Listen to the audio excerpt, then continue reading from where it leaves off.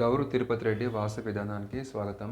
మీ కఠిన సమస్యలు పోవాలన్నా, శుభ ఫలితాలు కలగాలన్నా ఒకటే దారి, ఒకటే గమ్యం.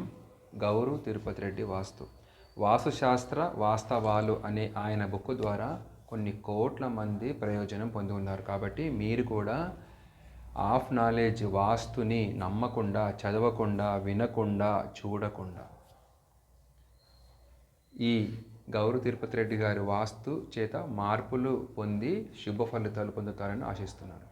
మనము ఈరోజు మాట్లాడుకునే అంశం గేట్లు అనేవి ఇంటికి ప్రాణప్రదంగా ఉంటాయి. అంటే ఇంటి లోపల ఎంత చక్కగా వాస్తు అమరి ఉన్నా కూడా ఇంటి చుట్టూ రక్షణ కంచె, అంటే రక్షణ అనేది కాంపౌండ్ ద్వారా మాత్రమే ఏర్పడుతుంది. పక్క వాళ్ళు, పడమర వాళ్ళకు తూర్పు అవుతుంది, మనకున్న పడమర వారికి తూర్పు అవుతుంది. వారు తూర్పు అనుకుని ఒకవేళ గుంతలు, సంపులు, నల్ల ఈ యొక్క పిట్స్ ఇవన్నీ కూడా తీయడం వలన మనకు పడమర ఈ గుంతలు ఏర్పడి పురుషులని అప్రయోజకులుగా చేస్తుంది. అదేవిధంగా దక్షిణ ప్రాంతంలో మనకు దక్షిణం అవుతుంది, వారికి ఉత్తరం అవుతుంది. కాబట్టి వారు ఉత్తరం అనుకొని గుంతలు, బోరింగు, ఈ సంపులు ఏర్పాటు చేయడం వలన మనకు దక్షిణము పల్లమయ్యి అనేక ఆర్థిక నష్టాలు, స్త్రీ దీర్ఘ వ్యాధిగ్రస్తురాలు, తర్వాత పిల్లలకు పెళ్ళిళ్ళు కాకపోవడం లాంటి ఈ యొక్క అశుభ ఫలితాలు కలుగుతాయి. కాబట్టి చిన్న ఇల్లైనా కూడా 100 గజాలు ఎందుకు కాదు, 70 గజాల్లో కూడా మీరు ఒక వేరే ఇల్లు కట్టినట్లయితే రక్షణ గోడ, ప్రహరీ గోడ, కాంపౌండ్ వాల్ అనేది ఖచ్చితంగా కట్టి తీరాలి. చాలామంది కొన్ని గ్రామాలలో కేవలం ఇల్లు కడుతున్నారు, కాంపౌండ్ కట్టకుండా వదిలేస్తున్నారు. కాబట్టి వారు ఎటు నుండి నడుస్తారు, ఎటు నుండి వస్తారు అనేది ఒక నియమ నిబద్ధత లేకుండా ఉండడం వలన వారి యొక్క జీవితం అనేది అధమ స్థాయిలో సాగుతుంది. ఒకవేళ ఇంటిలో ఇప్పుడు అందరి ఇంటికి కూడా ఈశాన్య ద్వారాలు ఉంటున్నాయి, ఆగ్నేయంలోనో వాయుంలోనో మెట్టుంటున్నాయి. కిచెన్ ఖచ్చితంగా ఆగ్నేయంలో ఉంటుంది. తర్వాత ఒక బెడ్రూమ్ అనేది మనకు నైరుతిలో ఉంటుంది. అంటే స్థూలంగా 60% వాస్తు అనేది వీటి ద్వారా ఏర్పడింది. కానీ దీని ద్వారా వచ్చే ప్రయోజనం అనేది కాంపౌండ్ గోడ లేకపోవడం వలన, కాంపౌండ్ మినిమం ఒకవేళ ఫెన్సింగ్ కూడా లేకపోవడం వలన ఈ 60% ఏమవుతుంది, 10%కి పడిపోతుంది. ఇక్కడ బొమ్మ ద్వారా చూద్దాము. ఇది ఒక ఇల్లు అనుకున్నప్పుడు ఈ కాంపౌండ్ కూడా లేదు. అప్పుడు మనకు ఏమవుతుంది, దక్షిణం ఉంది రోడ్డు, వారు నైరుతి నుంచి వస్తారు, లేదంటే ఇటు తిరిగి ఇటు పడమర వాయుంకి వస్తారు, లేదంటే ఇటు దక్షిణాగ్నేయంకి వస్తారు, ఎక్కడి నుండైనా రావచ్చు. దీనికి అంటూ ఒక నిర్దిష్టమైన దారి ఉంటేనే, అంటే ఇప్పుడు మనకు బెడ్రూమ్కి ఈశాన్యం కాబట్టి మనం ఈశాన్య ద్వారం పెడుతున్నాము. అది ఒకవేళ మనకు బెడ్రూమ్ లోపల ఇక్కడ మనం ఆగ్నేయ ద్వారం పెట్టాం. సో కాబట్టి ఈ బెడ్రూమ్ నుంచి బయటికి రావాలన్నా, లోపల రావాలన్నా ఒక నియమ నిబద్ధతతో కూడిన ఒక దిశ ఏర్పాటు చేసుకొని, అదే ఈశాన్య భాగంలో ఏర్పాటు చేసుకొని మనం బయటికి వస్తున్నాం. సో దీనివల్ల ఏమవుతుంది, మధ్య ద్వారాలు అనేటివి మనకు పనికిరానివి. అంటే మధ్య ద్వారం అనేది ఉండదు ఎప్పుడు కూడా. మధ్య ద్వారం అనేది కేవలము ఆ రోజుల్లో కట్టిన ఇండ్లకు ఆ ప్లానింగ్ని బట్టి లైటింగ్ కోసం మధ్యన ఒకవేళ ఓపెనింగ్ పెట్టేసి, తర్వాత దీనికి ఈ పక్కన, తర్వాత పడమర పక్కన, ఉత్తర పక్కన, దక్షిణ పక్కన 4 ద్వారాలు కట్టిన ఇండ్లకు ఇప్పుడు ఆ అవసరం లేదు. ఇలా కట్టడం వల్ల మీరు రాజులుగా ఏమీ వెలగరు. చాలామంది అంటున్నారు, ఆ కాలపు ఇండ్లు కడితే మళ్ళీ ఆ చక్రవర్తులు అవుతారో, లేకుంటే సామంతరాజులు అవుతారో, యువరాజులు అవుతారో అనుకొని కొంతమంది చెప్తున్నారు వీడియోలలో. వింతగా అనిపిస్తుంది. ఆ కాలం అయిపోయింది, ఆ యుగం అయిపోయింది. ఆ చక్రవర్తులు, తర్వాత ఆ రాజులు అవంతకాలం ఆ పద్ధతి అనేది, అప్పటి పద్ధతి ఇప్పుడు కట్టుకుంటే అది మీ ఇష్టం, అదొక మోడల్ మాత్రమే. ఇప్పుడు నేనేమంటున్నానంటే, ఒక చిన్న ఇల్లు, రేకుల ఇల్లు వాస్తుబద్ధంగా ఉన్నట్లయితే దాంట్లో నుండి నువ్వు చేసే ప్రయత్నం ఏదైనా కూడా, నువ్వు గ్రూప్ 1 రాసినా, ఐఏఎస్ చేసినా, ఎమ్మెల్యే అయినా కూడా, నీకున్న స్థాయి బట్టి, నీకున్న ఫేస్ వాల్యూ బట్టి, నీకున్న పార్టీ వేవ్ బట్టి, నీకున్న అనేక ఆర్థిక అంశాలు బట్టి నీ యొక్క సక్సెస్ వస్తుంది. కానీ నువ్వు బ్రహ్మాండమైన పెద్దగా ఇల్లు కట్టుకుంటా అంటే నీకు డబ్బులు ఎక్కువ ఉన్నాయని చెప్పేసి మీరు కట్టుకుంటారు. ఈ డబ్బులు ఎక్కువ తక్కువ అనేది వాస్తుకు అవసరం లేదు. వాస్తు ఏమంటుంది? మట్టి ఇల్లైనా అంటుంది. మట్టి ఇల్లైనా వాస్తు శాస్త్రబద్ధంగా ఉన్నట్లయితే నేను నీకు శుభ ఫలితాలు అందిస్తాను. నేను శాస్త్రము, నేను ఫేక్ కాదు, అందరూ మాట్లాడుతున్నట్టు ఏదో గాలికి చెప్తున్నట్టు కాదు. ఈశాన్యంలో ఒకవేళ మీరు బోరింగ్ కానీ, బావి కానీ, గుంత కానీ, సంపు కానీ లేకుండా దక్షిణ పడమరలో మీరు తీసిన ఇండ్లల్లో ఎవరైనా అభివృద్ధి పొందారా, లేదంటే వాళ్ళు బతికి బట్ట కట్టారా, దీర్ఘవ్యాధి లేకుండా ఉన్నారా, సక్సెస్ లేకుండా ఉన్నారా అనేది మీరు ఒక 10 ఇండ్లు చూస్తే మీకు అర్థమవుతుంది. సో కాబట్టి ఇక్కడ ఈ పాత పద్ధతి అనేది మనకు అనవసరము. ఎప్పుడైనా కూడా మోడర్నైజ్ వెళ్ళాలి. భౌతికంగా కొన్ని వస్తువులు పాతవి ఉండొచ్చు, కానీ ఈ సైన్స్ ఎప్పుడు కూడా శాస్త్రం ఒకవేళ ఇది ఇట్లాగే ఉండాలి అంటే అది సైన్స్ కాదు, అది ఆచారం అవుతుంది. ఆచారం వేరు, సైన్స్ వేరు. ఆచారం వలన మీకు లాభము కలగదు, సైన్స్ వలన మీకు లాభం కలుగుతుంది. సో కాబట్టి ఇక్కడ ఈ కంచె మనకు చిన్న ఇల్లు అయినా కూడా ఇక్కడ మనకు విధి విధానంతో ఏ విధమైన మనకు లేకుండా ఇక్కడ ఈ మనకు ఏ రోడ్డు ఉన్నా కూడా మనము ఒకవేళ దక్షిణం ఉన్నట్లయితే దక్షిణ ఆగ్నేయము మనం ఏర్పాటు చేసుకుంటాము. అదేవిధంగా తూర్పు రోడ్డు ఉన్నట్లయితే తూర్పు ఈశాన్యంలో ఒకటి వస్తుంది. తర్వాత తూర్పులో కూడా ఒకటి పెట్టుకునే అవకాశం ఉంది. ఇవి ఏ విధంగా తూర్పు పెట్టాలన్నా వద్దా, తూర్పు ఈశాన్యం పెట్టాలన్నా వద్దా అనేది మనము ఇంకా ఇది చాలా లాంగ్ ప్రాసెస్. కొంతమంది ఏమంటున్నారు, ఒక 5-6 నిమిషాల్లో మీరు వీడియో చేయండి అని అంటున్నారు. కొంతమంది ఏమంటున్నారు, మాకు ఈ అరగంట కూడా సరిపోవడం లేదు, మీరు చెప్పే విశ్లేషణ అది ఎంత డీప్గా వెళ్తుందంటే అది మెస్మరైజ్ చేసుకుంటూ వెళ్తుంది, అంటే మనకు ఇంకా నాలెడ్జ్ని ఇచ్చుకుంటూ వెళ్తుంది. కాబట్టి మీరు ఈ ½ అన్ అవర్ కూడా ఆపొద్దు అంటున్నారు. సో కాబట్టి ఈ ఇద్దరి మధ్యన నేను ఆ వీడియో చేసేందుకు నేను ప్రయత్నం చేస్తాను. ఇక్కడ ఇది తూర్పు, తర్వాత దీని పక్కనే ఈ ఉత్తరానికి ఖాళీ స్థలం ఉన్నప్పుడు ఇది తూర్పు ఈశాన్యం కూడా గేట్ అవసరం ఉంటుంది. ఎప్పుడు ఈ తూర్పు బజారు ఉన్నప్పుడు ఒకవేళ మీరు ఈశాన్యము బ్లాక్ తీసుకొని బ్రహ్మాండము అని చెప్పేసి ఒకవేళ మీరు ఇది తీసుకున్నట్లయితే, ఒకవేళ మీకు బజారు ఇక్కడ ఉత్తరంలో ఉంది కానీ మీరు తూర్పులో ఈ 2 గేట్లు పెట్టినట్లయితే మీకు ప్రయోజనం ఏమాత్రం కలగదు, 10% మాత్రమే కలుగుతుంది. వాస్తు శాస్త్రానికి నడకలు అవసరము, రహదారి అవసరము, జన సాంద్రత అవసరము. మీరు అడవిలో వెళ్ళి మీరు ఒకవేళ తూర్పు ఈశాన్యం పెట్టి ఒకవేళ ఇల్లు కట్టుకున్నట్లయితే అది పని చేస్తుందా?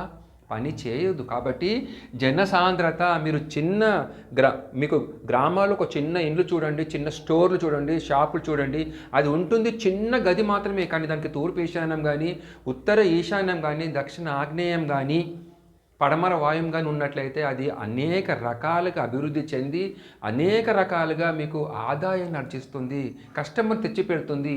ఇల్లు అయితే కీర్తి, ప్రతిష్ట, గౌరవము, పిల్లలు అభివృద్ధి చెంది ఇవన్నీ శుభ లక్షణాలు మనకు జన సాంద్రత వలన కలుగుతాయి. కాబట్టి ఒకవేళ మీరు బజారు ఒకవేళ ఉత్తరం ఉన్నట్లయితే మీరు తూర్పు గేట్లు పెట్టరాదు. ఒకవేళ ఉత్తరం బజారు ఎక్కువగా ఉన్నట్లయితే, జనసాంద్రత ఎక్కువగా ఉన్నట్లయితే ఈ ఈశాన్య బ్లాక్ వారికి ఇదే చాలా ముఖ్యమైన పద్ధతి. మీరు పడి తూర్పు ఈశాన్యము, ఇది ఈశాన్య బ్లాకు, తూర్పు ఉత్తరము ఇవి 2 కలిసి ఉన్న రోడ్లు బ్రహ్మాండం అని చెప్పేసి మీకు ఎవరైనా చెప్పి ఉన్నట్లయితే అది తప్పు అని మీరు నిర్ధారణకు రండి. ఎందుకంటే శాస్త్రంలో ఏ దిశ తక్కువ కాదు, ఏ మూల కూడా తక్కువ కాదు, అన్నీ సమాన బలంతో ఉంటాయి. కానీ ఆ యొక్క చుట్టూ ఉన్న పరిసర వాతావరణం చేత దాన్ని బట్టి అవి వెలుగుతుంటాయి. మీరు బుక్కులలో మనకు గౌరవ తిరుపతి రెడ్డి గారి బుక్కులు చూడండి, అధమ స్థలం అని చెప్పేసి తూర్పు దక్షిణము రోడ్లు ఉన్నది, ఆగ్నేయ బ్లాకు అధమ ఫలితాలు ఇస్తుంది, 4వ తరగతి చెందిన స్థలము అని ఉంది. కానీ అని దాని కింద ఇంకొక పాయింట్ క్లాజ్ పెట్టి, అయినను ఒకవేళ దీనికి దక్షిణము ఎత్తుగా ఉండి ఉత్తరము పల్లంగా ఉన్నట్లయితే, తర్వాత పడమర ఎత్తు ఉండి తూర్పు పల్లంగా ఉన్నట్లయితే, తర్వాత ఈ 2 రోడ్లకు దక్షిణం బజారు ఎక్కువగా జనసాంద్రత ఉన్నట్లయితే, ప్లస్ దక్షిణ ఆగ్నేయము మంచి వీధిపోటు వచ్చినట్లయితే ఇది నంబర్ 1 మొదటి తరగతి స్థలం ఇచ్చే శుభ ఫలితాలు ఇస్తుందని చెప్పారు. దాన్ని బట్టి మీకు ఏమర్థమైంది? కాబట్టి ఈ చేతిలో ఉన్న వేళ్ళు 5టికి 5 వేటికి అవే బలంగా ఉంటాయి. ఏ ఒక్క వేలు లేకున్నా కూడా మనం ఒక పట్టుని పట్టలేము, ఎవరిని మనం గుద్దలేము. సో కాబట్టి ఈ 5 వేలు కూడా బొటన వేలుకే, చిటికెన వేలు చిన్నగా చేయొద్దు. సో కాబట్టి ఇవన్నీ కూడా 5 రకాలుగా ఎట్లయితే మనకు 5 వేలు బలంతో ఉన్నాయో, ఒక చేతి పట్టుని పట్టడం కోసము ఈ 5 వేలు ఎలాగ అవసరం ఉన్నాయో, ఇందులో కూడా 8 దిక్కులు, 4 దిక్కులు 4 మూలలు కలిపి 8 దిక్కులు కూడా బలమైన అంశతో కూడుకొని ఉంటాయి. దానిని వాడుకోవడంలో మనం విఫలమవుతున్నాం. మనకున్న హాఫ్ నాలెడ్జ్ బట్టి, మనకున్న బుక్ నాలెడ్జ్ బట్టి, మనకున్న రీసెర్చ్ లేని జ్ఞానం చేత ఇది దక్షిణం మంచిది కాదు అంటున్నాం. దక్షిణం ఇచ్చే శుభ ఫలితము, ధన సంపద ఏ దిశ ఇవ్వదు. మీరు గ్రామంలో కానీ, మీ ఊర్లో కానీ, మీ బంధువుల ఇళ్ళు కానీ చూడండి, దక్షిణము సింహద్వారం ఉన్నవారి ఇళ్లలో విద్యావంతులు ఉంటారు, సంపూర్ణమైన ఆరోగ్యం కలవారు ఉంటారు. ఆ ఊరినంతా కూడా ఒక లీడర్ కింద అతనికి గొప్ప పేరు ప్రఖ్యాతి కలిగి ఉంటుంది. ధనదాన సంపద కూడా ఉండి తీరుతుంది దక్షిణం సింహద్వారం ఉన్నప్పుడు. అది ఇప్పుడు దక్షిణము కొనొద్దు, దక్షిణము ప్లాట్ మంచిది కాదు, దక్షిణము యమస్థానం ఎట్లయింది కాలేదు. కాబట్టి ఈ బుక్ నాలెడ్జ్ వాళ్ళని పక్కన పెట్టేసి మీరు కనీసం ఒక 50 ఇండ్లు గమనించి గౌరు తిరుపతి రెడ్డి వాసు ద్వారా గొప్ప ఫలితాలు పొందుతారని ఆశిస్తున్నాను. ఇక్కడ ఈ గేట్లు అనేటివి సహజంగా మనకు ఈ ఇంటికి ఎప్పుడైతే మనకు ఇక్కడ ద్వారం వస్తుందో, సింహద్వారం వస్తుందో, దానికి సమానంగా ఇక్కడ ఒక చిన్న గేట్ అనేది వస్తుంది. తర్వాత ఇది కూడా ఏమవుతుంది, తూర్పు నడక ఏర్పడి పురుషులని, తర్వాత ఈ యజమానిని, ముఖ్యంగా యజమాని తర్వాత మగపిల్లలు ప్రయోజకులు కావడానికి, వారు చదివిన చదువుకు, గొప్ప ఉద్యోగము, లేదంటే వాళ్ళు చేస్తున్న వ్యాపారము గొప్పగా రాణించేటట్టు చేసేది ఈ తూర్పు ఈశాన్యం నుండి తూర్పు ఈశాన్యం ఇంటికి వస్తుంది, తూర్పుకు ఇది గేట్ అవుతుంది. ఈ 2 కాంబినేషన్ అనేది ఒక సక్సెస్ఫుల్, మీరు మీ వంశంలో ఎవరు చేయనటువంటి సాహసోతమైన పనులు ఈ ఇంటిలోని వారు చేస్తారు. సో కాబట్టి ఈ యొక్క ఫలితాన్ని మనం పొందాలంటే దీనిని మనము కరెక్ట్గా మనం అంచనా వేసుకొని, ఈ స్థలానికి ఇది తూర్పేనా లేదంటే తూర్పు ఆగ్నేయం అవుతుందా అనేది ఒక సిద్ధాంతి, అంటే అతనికి ప్రాక్టికల్ నాలెడ్జ్ ఉండాలి, అనేక వేల ప్లాన్లు ఇచ్చి ఉండాలి, సక్సెస్ఫుల్ ఫీడ్బ్యాక్ ఉండాలి, గ్యారంటీ రాయగలగాలి. అంతేగాని మన జిల్లా వాడు, మనోడు, మన దగ్గరోడు అంటే వాడి కొంప ముంచుతాడు. సో కాబట్టి ఇక్కడ తూర్పు ఈశాన్యము ఇంటికి అవుతుంది, తూర్పు గేటు కాంపౌండ్కి అవుతుంది. ఈ 2 నడకల వలన అనేక శుభ ఫలితాలు ఆ ఇంటి వారికి కలిగి కోట్లల్లో ఆర్జన ఉంటుంది. అదేవిధంగా ఒకవేళ ఇక్కడ ఇది మనకు తూర్పు గేటు లేకున్నా కూడా, ఒకవేళ తూర్పు ఈశాన్యం నుండి ఈ తూర్పు ఈశాన్యం వెళ్ళే గేట్ పెట్టడం వలన అనేక శుభ ఫలితాలు, మంచి లక్షణాలు ఉండే అందులో పుడతారు కూడా మనుషులు కూడా. ఒక మంచి ఇంటిలో మంచి మేధావులు పుడతారు. ఒక మేధావి తయారు కావాలన్నా, ఒక ఇంటెలెక్చువల్, ఒక మంచి నాలెడ్జ్ఫుల్ పర్సన్ ఒక మంచి ఫ్యామిలీలో పుట్టగలిగి ఉండాలి. అతనికి కొద్దిగానన్నా కూడా బేసిక్ ఉండాలి. అంతేగాని ఏమీ తెలియకుండా ఎట్లా పడితే దక్షిణంలో గుంతలు, పడమరలో వాటరు గుంతలు ఇవన్నీ పెట్టుకొని ఇండ్లల్లో వారికి అసలు వాళ్ళకు ఆ నాలెడ్జ్ కూడా రాదు. కాబట్టి బేసిక్ నాలెడ్జ్ అనేది మన ఇంటి నుండే, ఒక ఫ్యామిలీ నుండే ఏర్పడుతుంది. అది కూడా ఒక ఫ్యామిలీ, మంచి ఫ్యామిలీ, ఒక మంచి వాస్తు ఉన్న ఇంట్లో ఉన్న వారి నుండి అది స్టార్ట్ అవుతుంది. కాబట్టి దానిని మళ్ళీ మనం సానబట్టుకొని మనం ప్రాక్టీస్ చేసి మనం ఉన్నతంగా ఎదగాలి. కానీ మనకి ఏమీ లేకుండా అన్నీ మనకు దేవుడు ఇస్తాడు అనుకుంటే దేవుడు ఎవరికి ఏమీ ఇవ్వడు.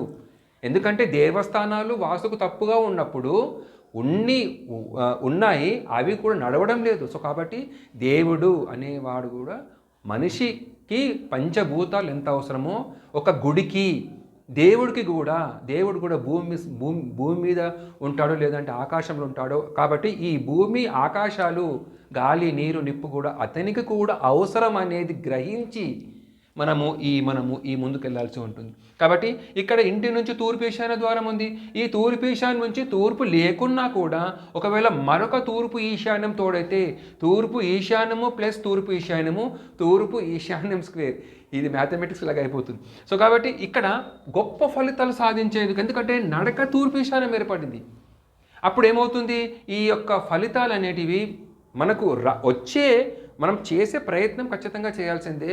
ఆ ప్రయత్నం అనేది హర్డిల్స్ లేకుండా, అడ్డంకులు లేకుండా, మనకు తలనొప్పులు రాకుండా మనము ఆ యొక్క డెస్టినేషన్ని అందుకోవాలంటే తూర్పు ఈశాన్యం టు తూర్పు ఈశాన్యం. తర్వాత ఇదే రోడ్డు ముందుకు వెళ్ళి ఈ కంటిన్యూగా వెళ్ళే రోడ్డు ద్వారానే ఈ తూర్పు స్థలము వెలుగుతుంది. కానీ కేవలము తూర్పు ఉంది చాలు, అక్కడ మనుషులు రారు, మనం కారు పెట్టుకోవచ్చు లేదా బండి పెట్టుకోవచ్చు, ఏమైనా పెట్టుకోవచ్చు అని చెప్పి చాలామంది ఈ డెడ్ ఎండ్ ఉన్న ప్లాట్లు ఎంచుకుంటున్నారు.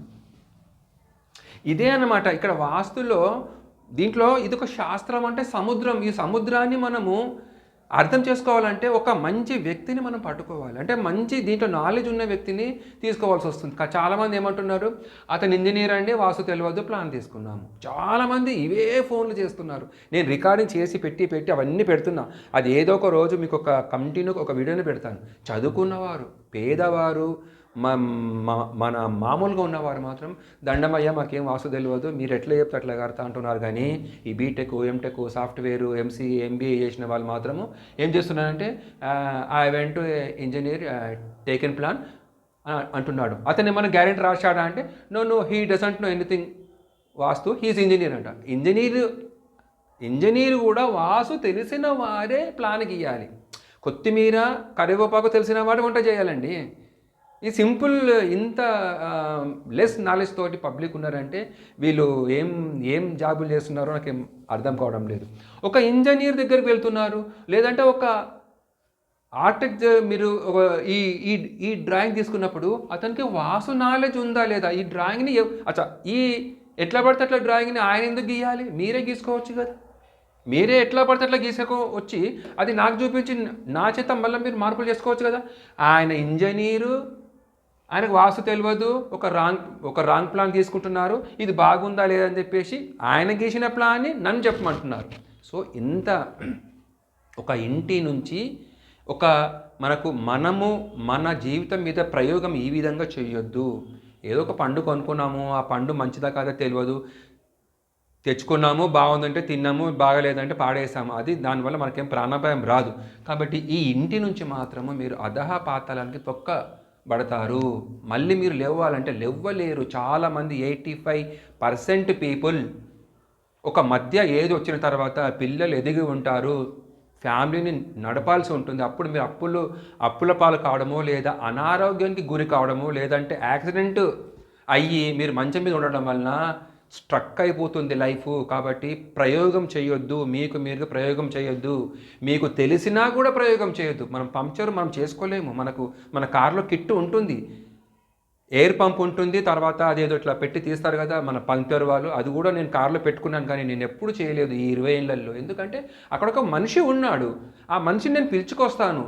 అది మరి ఎందుకు పెట్టుకున్నావా అంటే, ఎప్పుడో అడవిలో పోయినప్పుడు ఎవరు లేరు మనుషులు, ఇటు 100 కిలోమీటర్లు అటు 100 కిలోమీటర్లు పోయినా కూడా మనుషులు లేనప్పుడు నేను అప్పుడు ఏదో ట్రై చేస్తాను. కానీ ఒక మనిషి ఉన్నప్పుడు, ఇంజనీరుకి వాస్తు తెలియనప్పుడు మీరు పోవడం ఎంత ప్రమాదం అవుతుంది.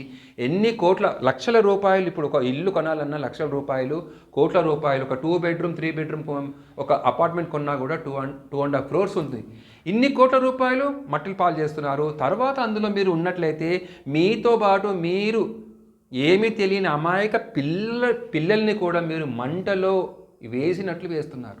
ఒక మిస్టేక్, ఈశాన్యమే లేదండి, ఒక అపార్ట్మెంటు 6 కోట్లు ఇట్లా ఉంది, దీనిని కొనుక్కుంటున్నారు పబ్లిక్. మళ్ళీ కట్టేవాడు ఎట్లా కడుతున్నాయంటే కడతారు. మరి వాళ్ళు కడతారు. మార్కెట్లో ఎన్నో ఉంటాయి, ఫేక్ ఉంటుంది, ఒరిజినల్ ఉంటుంది. మీరు కొనుక్కునేది మీరు కొనుక్కోవాలి కదా, మీరు చూడాలి కదా, క్యూఆర్ కోడ్ చేయాలి కదా, అది కరెక్టా కాదా. మీరు చదువుకున్న వాళ్ళం మనం అవన్నీ కూడా మినిమమ్ తెలుసుకొని మొత్తం పూర్తిగా అసలు ఎక్కడ మ్యానుఫ్యాక్చర్ అయింది అవసరం లేదు. మినిమం ఒక వాటర్ బాటిల్ కొనుక్కున్నాము, దాని మీద ఐఎస్ఐ మార్క్ ఉందా లేదా, మినిమం ఎఫ్ఎస్ఐ వాళ్ళ యొక్క లైసెన్స్ నెంబర్ ఉందా లేదా, మినిమం. అది లేకుండా ఏదో కొనుక్కున్నాము అంటే అది తాగడం వలన దాని లోపల ఫ్లోరిన్ ఎక్కువ ఉన్నట్లయితే మనకు ఎముకలకు చాలా ఇబ్బంది కలుగుతుంది. సో కాబట్టి ఇట్లాంటి చర్యలు చేయకుండా, ప్రయోగం చేయకుండా, ముఖ్యంగా జీవితంతో చెలగాటమాడొద్దు. ఏదైనా చిన్న వస్తువు ఉంది కొనొచ్చు, లేదంటే అది పని చేస్తుంది, పని చేయదు, పాడేయచ్చు. కాబట్టి ఇక్కడ ఈ తూర్పు ఈశాన్యం నుండి ఈ తూర్పు ఈశాన్యం వరకు వెళ్ళే ఈ తూర్పు ఈశాన్యము, తూర్పు గేట్ లేదు, ప్లస్ ఇక్కడ తూర్పు ఈశాన్యము గేటు వల్ల అనేక శుభ ఫలితాలు కలుగుతాయి. ఇక్కడ ఏమవుతుందంటే చాలామంది తూర్పు ఈశాన్యం గేట్ పెట్టినప్పుడు మేస్త్రీలకు తెలియకపోతే చెప్పాల్సినది మనము, అంటే ఫస్ట్ మీరు తెలుసుకోవాలి, లేదంటే మీకు వాస్తు ప్లానరు చెప్పగలగాలి. అంతేగాని అతడు చేస్తాడని చెప్పేసి మనం వదిలేస్తే వారు ఏం చేస్తారంటే డైరెక్ట్గా ఇక్కడనే దిమ్మ పెట్టేస్తున్నారు. ఈ ఉత్తర కాంపౌండ్ మీద దిమ్మ పెట్టినట్లయితే ఈ ఉత్తర ఈశాన్యము మళ్ళీ దక్షిణానికి తిరగకపోతే ఈ యొక్క రౌండ్ వృత్తం అనేది ఏర్పడడం లేదు. ఇదేమో వచ్చి ఇక్కడే అయిపోయింది, ఇదేమో ఇక్కడ వచ్చి అయిపోయింది. అప్పుడు ఏమైంది? ఇది ఈశాన్యం తెంపైంది. ఈశాన్యం తెంపైనప్పుడు పురుషుడు మరణిస్తాడు, పురుషుడు దీర్ఘ వ్యాధిగ్రస్తుడే ఉంటాడు. పక్షవాతం కానీ, హార్ట్ అటాక్ రావడం కానీ, అకస్మాత్తుగా అసలు హాస్పిటల్ కూడా తీసుకుపోవడానికి కూడా మనకు టైం ఉండక వచ్చే ఇవన్నీ కూడా ఇట్లాంటి సంఘటనలే. ఈశాన్యమే లేదు దీనికి. అంటే ఇంటికి ఈశాన్యం లేదంటే హార్ట్లెస్ మ్యాన్, అంటే ఒకవేళ గుండె లేని మనిషి ఎలాగైతే ఉండడో ఇదే విధంగా ఇప్పుడు ఈ ఇల్లు ఎట్లయింది? ఇల్లంతా బాగుంది, కానీ మేస్త్రి లేదంటే కాంట్రాక్టర్ లేదంటే మీకు అవగాహన లేని వల్ల ఇక్కడ రావడం వల్ల ఏమైపోయింది? ఈ యొక్క వృత్తం అనేది డైరెక్ట్గా ఈ మొత్తం తిరగలేదు, ఇట్లా తిరగలేదు, వృత్తం కాలేదు. ఇది ఇట్లా కట్ అయిపోయింది. ఇది వచ్చి ఇక్కడ అయిపోయింది, ఇది వచ్చి ఇక్కడ అయిపోయింది. కాబట్టి ఈ రక్షణ గోడ కట్టినా కూడా లోపల మీరు ఒక్క వాస్తు మిస్టేక్ లేకుండా మీరు ప్లాను తీసుకున్నా కూడా ఇలాంటి చర్యల వలన నేను ఇచ్చిన ప్లాను 100% వాస్తుని రాసిచ్చినా కూడా సమస్యలు వస్తున్నాయి అని కొంతమంది అన్నప్పుడు నేను వెళ్ళి చూస్తే ఇలాంటి పనులు చేసి పెట్టుకుంటున్నారు. నేను స్పష్టంగా నేను ఇచ్చిన ప్లాన్ ఏం చేస్తున్నాను? ఈ ఉత్తరం కాంపౌండ్ కూడా దక్షిణానికి 4 అంగుళాలు తిరిగిన తర్వాత దిమ్మ పెట్టుకోండి అయ్యా అని చెప్పేసి ఇక్కడ 4 అంగుళాలు కూడా నేను మెన్షన్ చేస్తున్నాను, దిమ్మ కూడా మెన్షన్ చేస్తున్నాను. ఇది కూడా గమనించకుండా ఎవరు తప్పుపడతాం? ఇంటి వాళ్ళని అంటామా, మేస్త్రి వాళ్ళని అంటామా, కాంట్రాక్టర్ని అంటామా, ఎవరిని అంటాం? ఇది చూసుకోవాలి అందరూ. ప్లానుని చూసుకుని ప్లాను అర్థమైన వారికే మీరు ఇంటిని అప్పచెప్పాలి. కానీ అతడు ఏదో పని చేస్తున్నాడు, అతనికి అంత నాలెడ్జ్ లేదు, మీరే చెప్పాలి అంటే నేను ఎంతగానో చెప్పగలుగుతా? దీంట్లో 1,00,000 ఉంటే 1,00,000 అంశాలు ఒక మేస్త్రికి మనం అర్థం చేయించగలమా? ఒక ప్లాన్ని అర్థం చేసుకునే వ్యక్తిని మీరు పెట్టుకోవాలి. ఇక్కడ ఈ యొక్క సమస్య ఏర్పడకుండా తూర్పు ఈశాన్యం నుండి ఇంటికి తూర్పు ఈశాన్యం నుండి తూర్పు ఈశాన్యంకు గేటు పెట్టినట్లయితే అనేక శుభ ఫలితాలు, పెద్ద సక్సెస్ వచ్చి మీ వాకిలి ముందు ఉంటుంది. మరొక వీడియోలో మళ్ళీ కలుద్దాం.